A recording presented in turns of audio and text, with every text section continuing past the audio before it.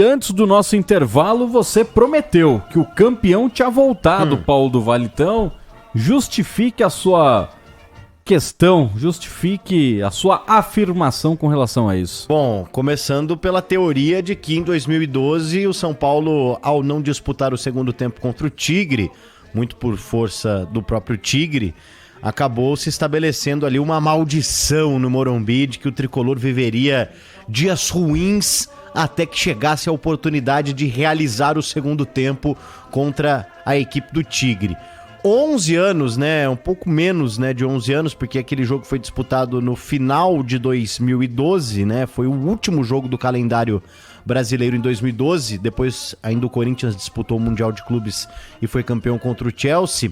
Mas de lá pra cá é verdade, né? O São Paulo viveu dias bem complicados, enquanto viu ali adversários como o Palmeiras, né, retomarem um protagonismo no futebol brasileiro, e o torcedor até então vivia dias complicados, né? Ano passado o São Paulo foi vice-campeão da Sul-Americana, num jogo que até hoje o São Paulino não engoliu contra a equipe do Del Valle, mas eis que o destino colocou novamente frente a frente Tigre e São Paulo, que vão se encontrar em mais uma oportunidade na temporada, na última rodada da fase de grupos da Sul-Americana. E na primeira rodada da fase de grupos da Sul-Americana de 2023, os dois times se enfrentaram na Argentina, no estádio José de la Giovana, que não foi o palco do primeiro jogo entre São Paulo e Tigre naquela oportunidade em 2012, porque La Bombonera recebeu a primeira partida da final por conta de capacidade e tudo mais. De fato, o estádio do Tigre é mais acanhado, mas pelo que eu vi, a distância, pelo menos,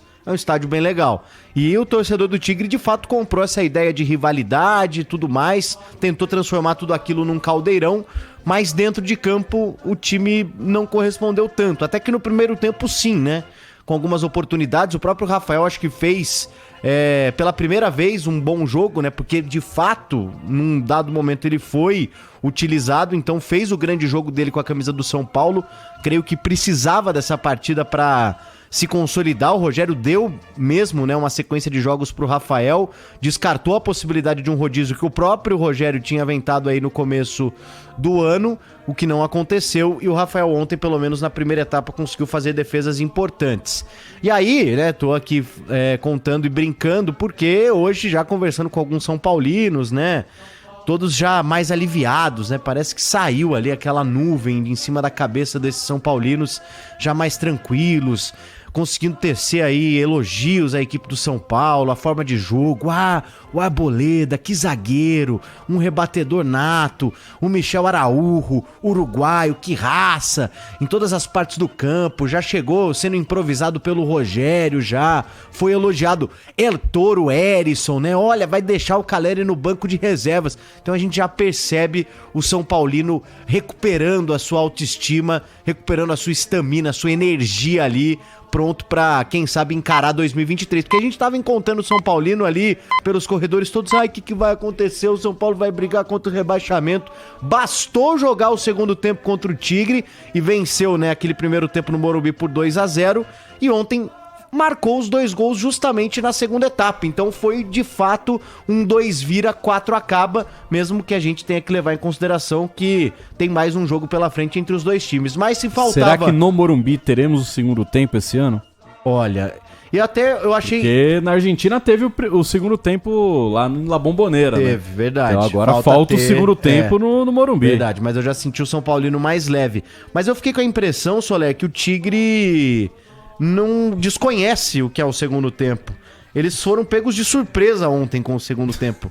Porque eles não jogaram, né? Nossa, foi muito bom no segundo tempo. Eles fizeram um bom primeiro tempo. Pô, testaram ali o Rafael, o Blonder, que o Santos tinha interesse, comendo a bola na lateral direita, mas aí esqueceram que tinha que voltar, né? Exato. Então, assim, eles sentiram ali um cenário adverso. Falaram, o que é isso, segundo tempo? Não sei como é que faz, como é que joga.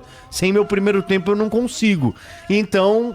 o que aconteceu foi uma vitória do São Paulo importantíssima, que elevou novamente a autoestima do São Paulino, que já está chamando o time novamente de Jason, dizendo que o campeão voltou. Então isso é muito legal, muito importante para a saúde mental do São Paulino, que agora tem pela frente o Ituano na terça-feira. A gente vai ouvir ainda o Rogério falar um pouco desse jogo de ontem, E só, né, ainda sobre essa questão de rivalidade e tal, a torcida do Tigre fez música e ontem tivemos aí essa fatalidade, né, em que a torcida do Tigre queria atingir o ônibus do São Paulo e acabou atingindo o próprio ônibus merecem prêmio, hein? do Tigre. É um... Torcida burra, hein?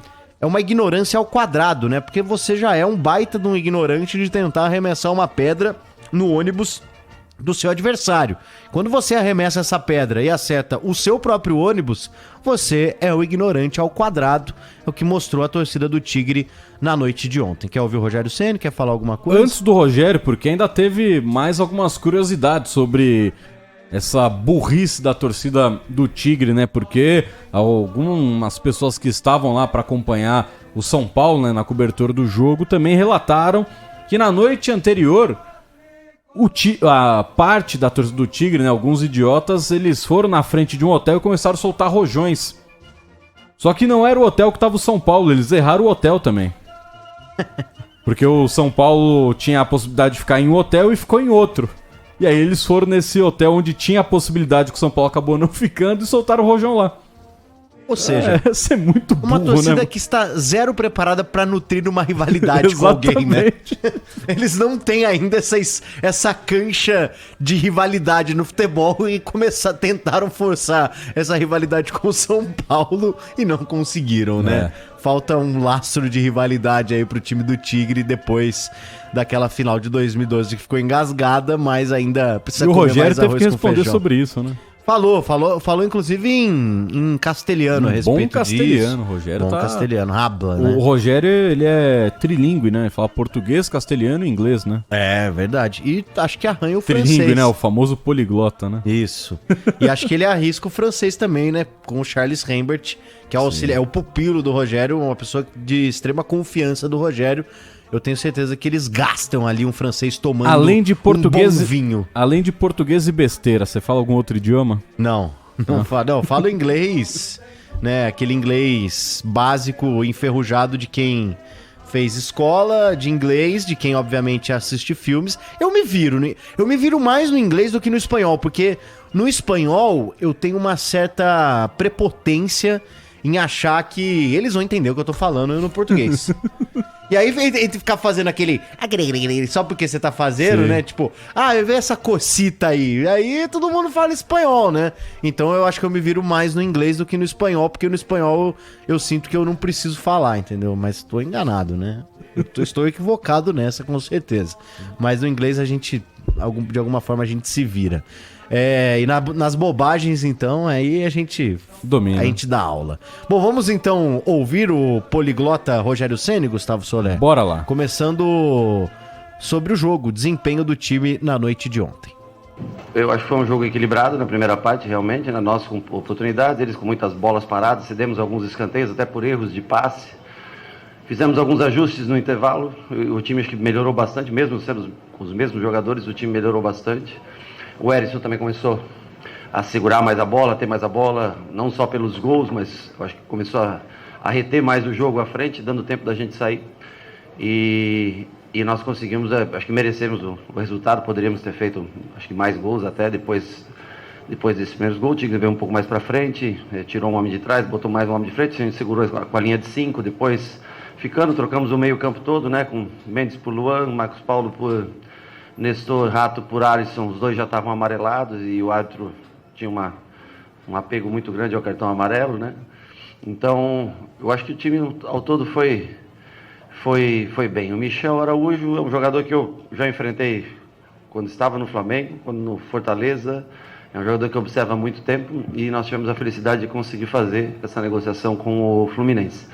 Ele não é a posição de origem dele, ele já jogou poucas vezes nessa função. Como o Beraldo cobre muito bem o espaço, ele consegue avançar bastante. Não é o ideal, nós queríamos, vocês todos sabem, devido à lesão do Wellington, nós procuramos um lateral esquerdo. Infelizmente nós perdemos o Jamerson, que era um jogador que nos interessava. E nós estamos tentando equilibrar a equipe. Jogamos com o lateral direito de origem, jogamos com um jogador que tem facilidade de vir para o meio, que é o Michel. Jogador que joga em todas as posições. O forte dele são as pontas de tripé, ou até o lado direito mesmo, trazendo para dentro com a perna esquerda, mas é um cara que que tem cara limpa, boa vontade, quer ajudar de todas as maneiras. Para mim não é uma surpresa, mas eu acho que ele foi para um jogo de estreia, pouco treinamento, ele foi muito bem. Agora o Rogério fala sobre o esquema tático e a escolha, por exemplo, de deixar o Luciano no banco de reservas na noite de ontem. O sistema nós treinamos desde que nós, infelizmente, saímos do Campeonato Paulista. Nós, devido à volta do Arboleda e o Diego está prestes a voltar, né? Com mais o Rafinha, que pode executar essa função, nós resolvemos hoje no dia de hoje, trabalhar com 3 zagueiros para esse jogo. Quando a gente tem mais tempo de observação do adversário, desde o sorteio, onde é que caiu o Tigre, nós conseguimos fazer essa formação. Caleri suspenso. Eu acho que para esse jogo, o David com Erisson é uma formação ideal, porque são jogadores fortes de atacar espaço, como foi o primeiro jogo, o primeiro gol, uma bola enfiada no espaço para o Erisson, tem a velocidade, tem a perna boa. O Luciano é um jogador de mais flutuação, característica de jogar entre linhas. O Erisson e David são jogadores que atacam mais a linha, então por isso a opção, e acho que a escolha se mostrou boa. Ele fez 2 gols, David também ajudou muito segurando essas bolas na frente, Michel Araújo passando bastante, Natan, dentro das suas características, usando muito o corredor pelo lado de fora, e aí Nestor e Rato tentando armar, junto com o Mendes, esse jogo por dentro, né? Mas basicamente foi isso, foi a força e velocidade que os dois têm, e foi onde nós observamos que era o ponto onde a gente poderia levar um pouco de vantagem sobre o Tigre.